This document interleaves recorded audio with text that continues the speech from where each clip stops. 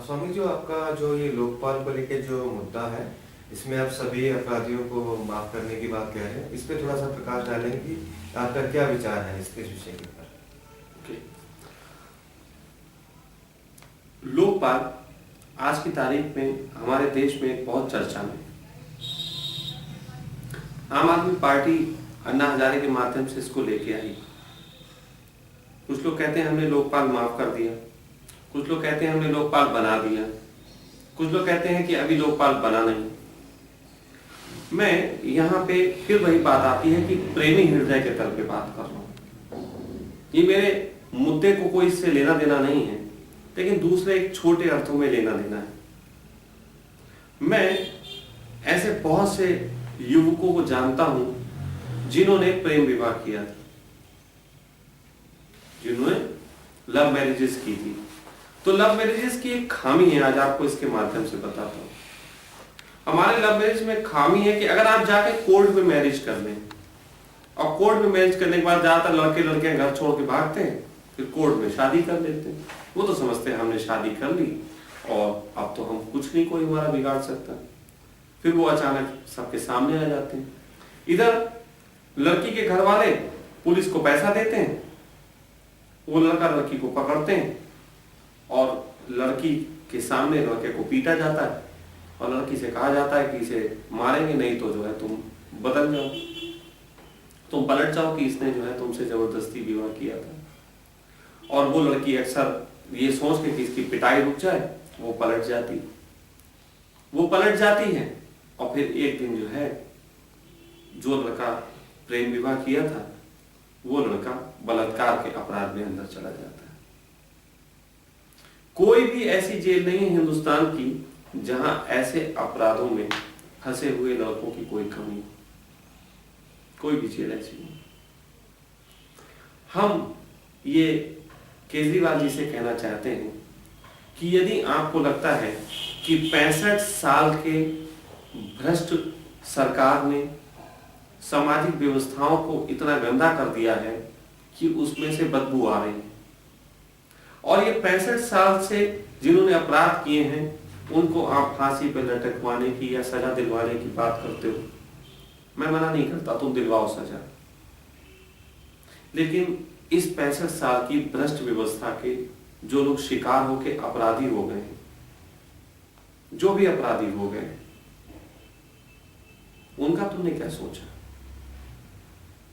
तुम स्वराज लाने की बात करते हो, तुम एक नया आंदोलन की बात करते हो, तुम ये कहते हो कि हम देश को, एक हमने गोरों से आजादी लड़ी थी और एक हम कालों से आजादी की लड़ाई लड़ रहे हैं। तो मैं कहता हूं कि तुमने लड़ ली तो कृपा करके ऐसा करो कि लोकपाल तुम जो बना रहे हो हमें इसमें कोई आपत्ति नहीं है, लेकिन जितने भी अपराधी बंद हैं जेलों में इनको मुक्त करो, इनको आजाद करो।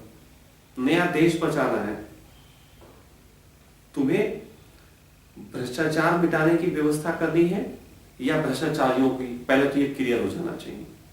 हमारा लक्ष्य भ्रष्टाचारी है या भ्रष्टाचार? देखिए, पब्लिक के बीच जब समूह के बीच बात की जाती है तो समूह को बहुत खिसियाहट है। हर व्यक्ति अपने जीवन से तंग आ गया है क्योंकि उसके जीवन में प्रेम कहीं दिखाई नहीं देता।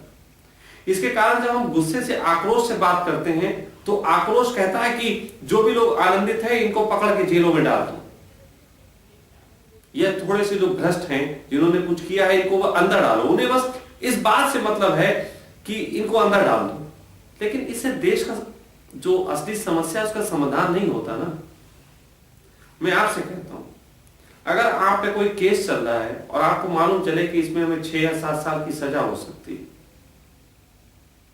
और उसे बचने के लिए या उस सजा को पोस्टपोन करने के लिए आप 500-500 रुपए की रिश्वत देके उसे थोड़ा सा तारीख आगे बढ़वा सकते हो, तो आप क्या 500-500 रुपए की रिश्वत देना पसंद नहीं करोगे?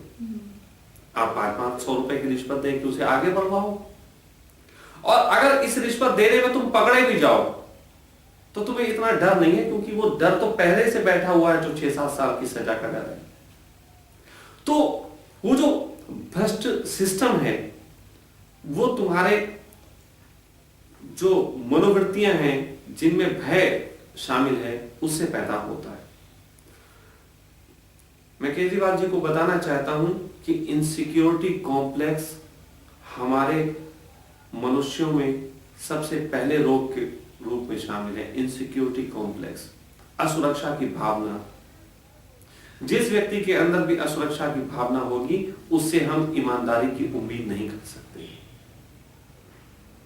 अभी अगर आप जो भी लोकपाल बना रहे हैं बनाइए, लेकिन जिस दिन से लागू कर रहे हैं यदि आप सभी अपराधियों को मुक्त कर देते हैं उस दिन से कि पुराने की बात गई, आप नया लागू करते हैं, तो उसी दिन से आप 70% जो है भ्रष्टाचार पर रोक लगा दें। 70%। क्योंकि आप में से जितने भी लोग भ्रष्टाचार के शिकार हैं, इनमें से मैं गारंटी से कहता हूं सबसे बड़ा जो है वो पुलिस प्रशासन की वजह से, दूसरे नंबर पे कोर्ट कचहरी में होने वाले केसों की वजह से, और तीसरे नंबर पे इन केसों से संबंधित या और कागज बनवाने जो हमें जाना पड़ता है विभागों में, उससे। इन 3 चीजों से रिलेटेड सबसे ज्यादा अपराध होते हैं, सबसे ज्यादा रिश्वतखोरी यहां पे होती। तो क्यों नहीं माफ कर सकते? सबको माफ कर देना चाहिए। और अगर कोई कहे कि ऐसा नहीं हो सकता, तो मैं केजरीवाल जी को उनकी ही बात याद दिलाना चाहता हूं। केजरीवाल जी की खुद, जब केजरीवाल जी कई लोगों के पास पहुंचे तो इन्होंने कहा कि चलो जो बीत गई वो बात गई, आपने पहले भ्रष्टाचार किया होगा, चलो माफ करते हैं, लेकिन अब आप भ्रष्ट नहीं होने चाहिए। तो इसका क्या मतलब हुआ? अगर केजरीवाल जी किसी ऐसे अफसर को छोड़ रहे हैं जो कह रहे हैं चलो पीछे भ्रष्टाचार हो गया लेकिन अब नहीं होना चाहिए, इसका मतलब आप ये कह रहे हैं कि जो भ्रष्ट था हम उसको माफ करने को तैयार हैं। बहुत अच्छी बात है, मैं आपको एप्रिशिएट करता हूं। यही ढंग है। हर व्यक्ति को जेल में डालने से समस्या का समाधान नहीं, जेलों से बाहर निकाल के समस्या का समाधान है। लेकिन जब आप एक व्यक्ति को माफ करने को तैयार हैं, तो ये तो वो व्यक्ति है जिसने किया तो कभी अपराध था लेकिन पकड़ा नहीं गया, उसको आपने माफ कर दिया। लेकिन कुछ ऐसे भी लोग हैं जिन्होंने अपराध की और पकड़ गए तो वो अपराधी हो गए। तो फिर तो क्या फर्क रहा आप में और जेल के उन कैदियों में जो कि दूसरे कैदियों को सिखाते हैं कि अपराध करना कोई अपराध नहीं है, पकड़े जाना अपराध है। जेल में जब कोई जाता है तो उसको सिखाया जाता है ये चीज कि अपराध करना अपराध नहीं है, पकड़े जाना अपराध है। और यदि आप ऐसी स्थिति में उनको माफ कर रहे हैं, जो आपके कर्मचारी हैं या और जो ऑफिसर रह चुके हैं उनको आप माफ कर रहे हैं, तो आप तो फिर जेल की जो कही हुई बातें हैं उनको बिल्कुल सही सिद्ध कर रहे हैं। अगर माफ करना है तो जो पकड़े गए हैं वो, उनको भी माफ किया जाना चाहिए हर तरीके से। और मेरा मानना है कि यदि हम एक दिन ऐसा तय करें, 15 अगस्त, 26 जनवरी, कोई भी शुभ दिन, जन्माष्टमी का भी हम चुन सकते हैं, हम ईद का भी चुन सकते हैं, हम किसी भी दिन को चुन सकते हैं। हम एक दिन निश्चित करें कि इस दिन सबको छोड़ा जाए, और उससे पहले जितने भी इस देश के जो अपने आप को आध्यात्मिक लीडर कहते हो, जिन्हें ध्यान की समझ हो, जो अपने आप को देश हित में कुछ आगे लाना चाहते हो, उनकी गाइडेंस में हर जेल के अंदर 21 दिन का ध्यान शिविर होना चाहिए। वहां उन लोगों को ध्यान सिखाया जाए, वहां उनके अंदर वो समझ डेवलप की जाए कि अब जब तुम फिर से आ रहे हो समाज में तो तुम्हारे क्या ढंग होने चाहिए। तो उनको महत्व मालूम होगा कि आजादी का और हम कैद का क्या महत्व है। वैसे मैं आपको जानकारी दे दूं, मैं खुद भी जेल में रहा हूं।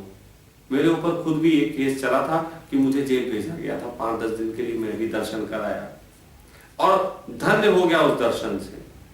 जेल में ही मैंने पहली बार रोजा रखा था। जेल में मैंने ऐसे कैदी देखे थे जो कि 302 के अपराध में बंदी थे, लेकिन मेरे लिए चाय बना दिया करते थे। मैंने वहां कैदियों को एक दूसरे के अंडरवियर्स धोते देखा है। बड़े बड़े खूंखार कैदियों की बात कर रहा हूं, ये उनको नहीं कह रहा हूं पॉकेट मार जो है वो फिल्मों में दिखाया जाता है कि वो डॉन बने बैठे और पॉकेट मार जो है वो उनके चमचागिरी कर रहा है, ऐसी बात नहीं कह रहा हूं। 2 बराबर के स्तर के खूंखार कैदी अंदर वहां पे एकदम मैत्री में होते हैं। तो कोई भी अपराधी मां के पेट से अपराधी नहीं होता। हर अपराधी व्यवस्था में होने वाली कमियों के कारण अपराधी बनता है। तो क्यों ना हम उसे इससे मुक्त करें, क्यों ना हम उसे आगे लाके हम उसे ये बता के कि हम तुम्हें स्वीकार करते हैं, समाज में फिर से तुम्हें वापस सम्मान दे रहे हैं और उसको वापस लाएं। और इतनी जल्दी नहीं है कि मेरी बात इस पे मान ली जाए, इस पे भी चिंतन करने की जरूरत है कि किस प्रकार की मानसिक वृत्ति के अपराधी आजाद नहीं किए जा सकते। उस पर थोड़ा चिंतन हो सकता है। अगर 2-3% ऐसे कैदी निकलते हैं जिनको छोड़ना समाज के हित में नहीं होगा, तो मैं ऐसा उनकी वकालत नहीं कर रहा हूं।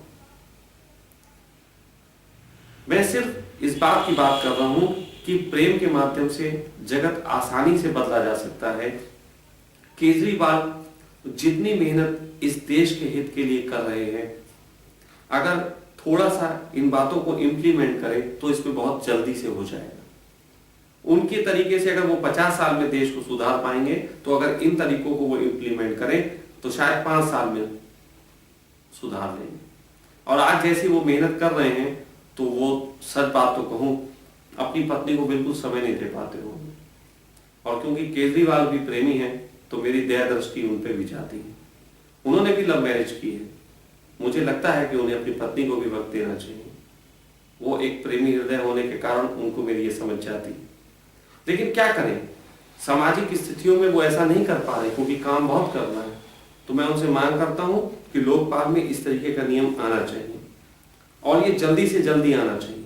और मेरा मानना यह है कि अगर आप सबको माफ करने को राजी हैं कि फला डेट से पहले जो अपराध कर चुके हैं या हो चुके हैं या लिखित में हो चुके हैं, उनकी हम सब माफी कर रहे हैं, देश का निर्माण बिल्कुल आज की तारीख से होगा, तो ना कांग्रेस को आपत्ति होगी, ना भाजपा को आपत्ति होगी, ना इतना ज्यादा कोई झंझट होगा। सभी लोग सहजता से राजी हो जाएंगे। ऐसी बात नहीं है, इनमें भी कांग्रेस हो चाहे बीजेपी हो चाहे अन्य दल हो, इनमें भी जो मिनिस्टर्स बैठे हैं और उनसे जो अपराध हो गए, वो भी कहीं ना कहीं उनकी कुछ भावनात्मक भूलें हैं। मैं उन सबको कहना चाहूंगा जिन्होंने किसी भी तरीके से काला धन इकट्ठा कर लिया, वो अपनी भावनात्मक भूलों को समझें। मैं ये नहीं कह रहा हूं कि आपसे जो भूल हो गई भावात्मक, उनका दंड आपको फांसी चढ़ा के दिया जाना चाहिए। लेकिन आप लोग अगर इस बात को समझो कि एक नई व्यवस्था की तरफ हमें बढ़ना है, तो मैं ये मांग उठाता हूं कि फला एक डेट तय की जाए, उस डेट से पहले के सभी अपराधों को पूर्णता माफी होनी चाहिए। पूर्णता कह रहा हूं, पूर्णता माफी होनी चाहिए। हाँ, फिर उसके बाद नियम इतने सख्त हैं कि अगर वही अपराध आप दोबारा करते हो तो फास्ट ट्रैक बनाओ। अभी तुम क्या करते हो, अभी तुम्हें फास्ट ट्रैक बनाने के लिए बहुत बोझ है। अगर इतने केसेस हैं, सबकी फास्ट ट्रैक बनाई जाए, तो मैं नहीं समझता कि इतने जज हमारे पास हैं, इतना फोर्स हमारे पास है कि हम फास्ट ट्रैक बना पाए। लेकिन अगर हम सबको मुक्त कर देते हैं, तो उसके बाद हमारे जज इतने फ्री बैठेंगे, हमारे पुलिस वाले इतने सहजता से खाली हो जाएंगे कि हर केस को हम बहुत तेजी से निपटा सकते हैं। अगर कोई केसेस बनता है तो विद इन मंथ हम उसका फैसला तक करके उसको निपटा सकते हैं। और ऐसी स्थिति में जितने केसों से मुक्त हुए हैं, यदि वो दोबारा इसमें पकड़े जाते हैं तो उनको डबल चार्जेस लगाओ, तब मैं बिल्कुल सहमत हूं। लेकिन एक माफी का ढंग होना चाहिए, ये बहुत जरूरी है। और ये छोटी सी समझ बहुत काम कर देगी। लेकिन इसे प्रेम से कैसे जोड़ा जाए, तो मैं इतना बता देता हूं।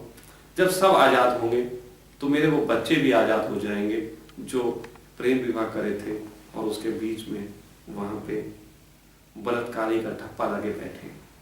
वो बलात्कारी नहीं है, वो प्यारे बच्चे हैं, लेकिन हाँ, उनके प्यार को समझा नहीं गया तो एक दिन निश्चित ही वो बाहर निकल कर बलात्कार कर सकते हैं, जो कि मैं नहीं चाहता। मैं किसी प्रेमी के माध्यम से किसी तरीके के अपराध की उम्मीद नहीं रखता, हिंसक अपराध की उम्मीद बिल्कुल नहीं रखता। और इस देश में हमारे कानून में भी लिखा हुआ है, 10 अपराधी भले ही छूट जाएं, लेकिन एक निर्दोष को सजा नहीं होनी चाहिए। 10 अपराधी भले ही छूट जाएं, लेकिन एक निर्दोष को सजा नहीं होनी चाहिए। तो अरविंद केजरीवाल जी, आप या इस देश का कोई भी आदमी, चाहे कानूनी जानकारी क्यों ना हो, क्या वो दिल पे हाथ रख के कह सकता है कि हमारे देश की जेलों में कोई भी ऐसा व्यक्ति कैद नहीं है जिसने कोई अपराध न किया हो। क्या एक भी ऐसा इंसान नहीं है जिसने कोई अपराध नहीं किया था और जेल में बंद हो? मेरे देखे तो बहुत लोग ऐसे हैं। तो हमें उनके बिहाफ पे ही सही, थोड़ी करुणा को बनाए रखते हुए सही, हमें उनको मुक्त करना चाहिए। तो लोकपाल आप जो बना रहे हो, इसमें मुझे कोई आपत्ति नहीं है, मेरे कोई नियम कानून इसमें मैं देना नहीं चाहता। सिर्फ इतना ही कहना चाहता हूं, अगर आप सभी को आजाद करने को तैयार हो तो आपकी इस लड़ाई में मैं भी आपके साथ में हूं और देश का हर प्रेमी आपके साथ में हो। आप इसको आगे